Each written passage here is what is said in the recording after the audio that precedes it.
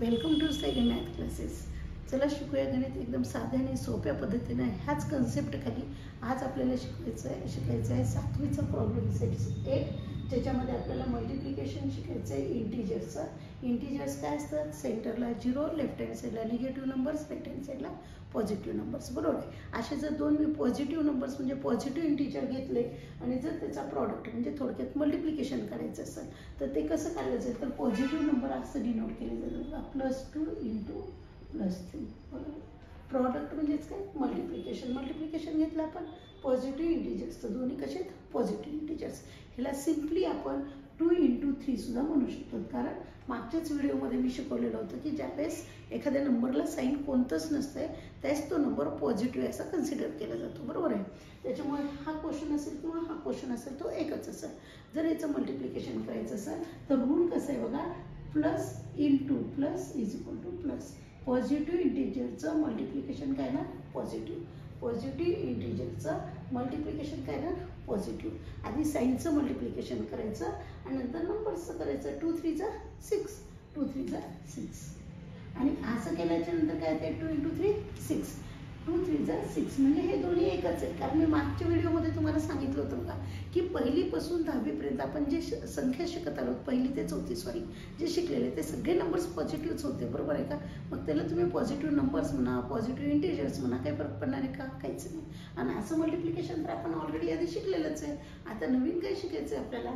तर पॉझिटिव्ह नंबरचा प्रॉडक्ट जो काढला जातो तो पॉझिटिव्ह. मग याला बरे तुम्ही प्लस साईन द्या किंवा न द्या, काहीही फरक पडत नाही.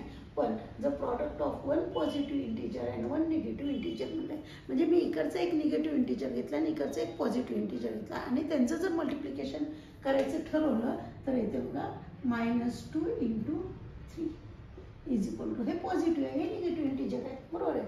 मग इथं कोणतं साईन आहे म्हणजे कोणतं आहे? प्लस. तुम्ही घेतात मायनस प्लस मायनस. माझं एक ट्रिक आहे आणखी बरं का ह्याच्यामध्ये.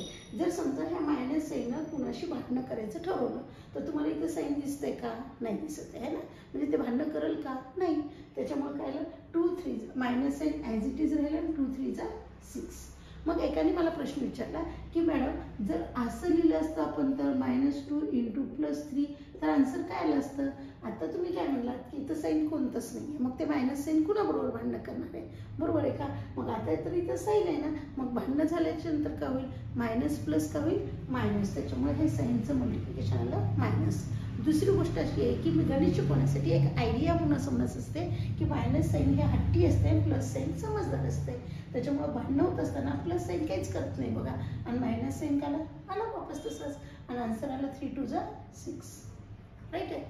समजा product of 2 negative integers. 2 negative इंटिजर्सचा प्रॉडक्ट कसा आहे? तो दोन्ही मला लेफ्ट हँड साईडचे घ्यायचे आहेत.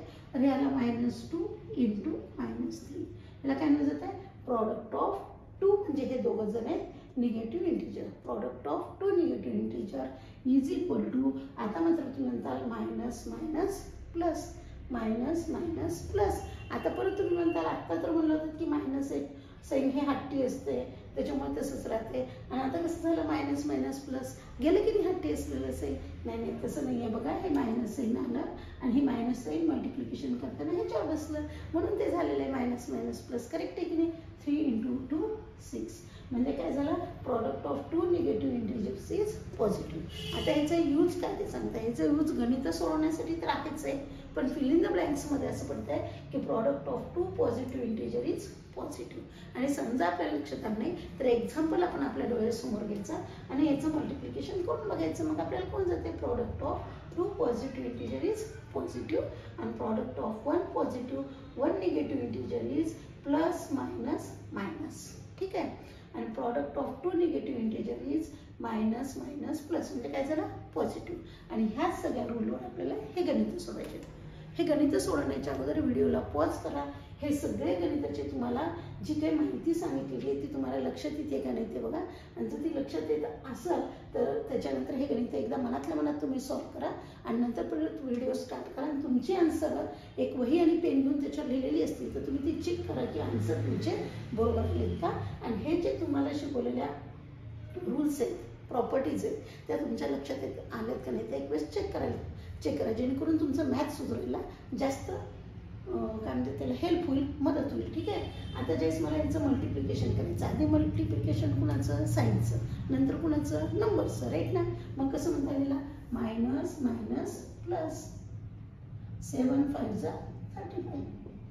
इथं काय म्हणतात, मायनस प्लस, इथं काहीच नाही म्हणजे प्लस आहे, मायनस प्लस मायनस, 9 6 जा 54, मायनस प्लस किंवा प्लस मायनस, काय मायनस प्लस मायनस मायनस, 9 4 जा 36, प्लस मायनस मायनस, 8 7 जा 56. आता हे खूप सोपं आहे बघा, पण ह्याचा आन्सर तुम्हाला करायचं आहे आणि कमेंट बॉक्समध्ये द्यायचं आहे, बरोबर आहे का. आणि आता ह्याच्या खाली काय, मायनस मायनस प्लस, 12 7 जा 84, मायनस मायनस प्लस. आता कुठे येते 63 7 आहे ना, तर आपण अगोदर ह्याचा आन्सर लिहून काय होतं, मायनस मायनस प्लस, 12 7 जा 84, हे मायनस मायनस प्लस. ठीक आहे ना. आता याचं एकदा ना काही विद्यार्थ्यांचं थोडंसं मॅथ वीक असू शकते बरं का, तर त्यांनी त्यांना हॉरिझॉन्टल जर मल्टिप्लिकेशन जमत नसेल तर तुम्ही असं मल्टिप्लिकेशन करून बघा. आणि जर समजा तुम्हाला असं जमतंय पण हॉरिझॉन्टल जमत नाही तर एक वेळेस ट्राय करा, मी शिकवते तसं हॉरिझॉन्टल करण्याचा, आणि करेक्ट आले की नाही चेक करण्यासाठी असं करून बघा तुम्ही. ओके, म्हणजे दोन्ही पद्धतीने, कारण आपण आता मोठे मोठे व्हायलात की नाही, म्हणजे आपल्याला असं नाही, असे छोटे छोटे मल्टिप्लिकेशन हॉरिझॉन्टल्स करता यायला पाहिजे, हो की नाही. मग आपण मल्टिप्लाय करू, 7 3 जा 21, कॅरी किती आले 2, 7 6 जा 42, 42 आणि 2 किती आले 44. समजा तुम्ही व्हर्टिकल केलं असं तर बघू आपण चेक करू त्याचं येते का. 7 3 जा 21, तुम्ही 2 कॅरी इथं ठेवतात, मी असे ठेवलेले होते. ठीक आहे. 7 6 जा 42 प्लस 2 44, राईट. आणि आता खालचं जे करायचं आहे, मायनस प्लस मायनस, 15 7 जा 105. ठीक आहे. ओके. आणि जर तुम्हाला हे माझे गणित समजत असतील तर चॅनलला लाईक करा, सबस्क्राईब करा, तुमच्या मित्रांना वगैरे शेअर करा. पण प्रत्येक गणिताचा प्रत्येक विद्यार्थ्याला शिकण्याचा अधिकार असतो, आहे की नाही, आणि तो अधिकार आपण त्यांना मिळवून द्यायचा असतो. त्याच्यामुळे आपल्या पाहुण्यातले वगैरे कोणी असतील आणि तुम्हाला हे छान वाटत असतं तर नक्की शेअर करा, चॅनलला सबस्क्राईब करायला विसरू नका. आणि हो, प्लेलिस्टमध्ये ह्याच्या मागचा जो व्हिडिओ आहे तो मी डिस्क्रिप्शन बॉक्समध्ये प्लेलिस्टमध्ये टाकलेला आहे, तर तो सुद्धा व्हिडिओ बघा, जेणेकरून तुम्हाला प्रत्येक गणित व्यवस्थित समजायला पाहिजे. ओके. बाकीचे गणित आपण पुढच्या व्हिडिओमध्ये बघू.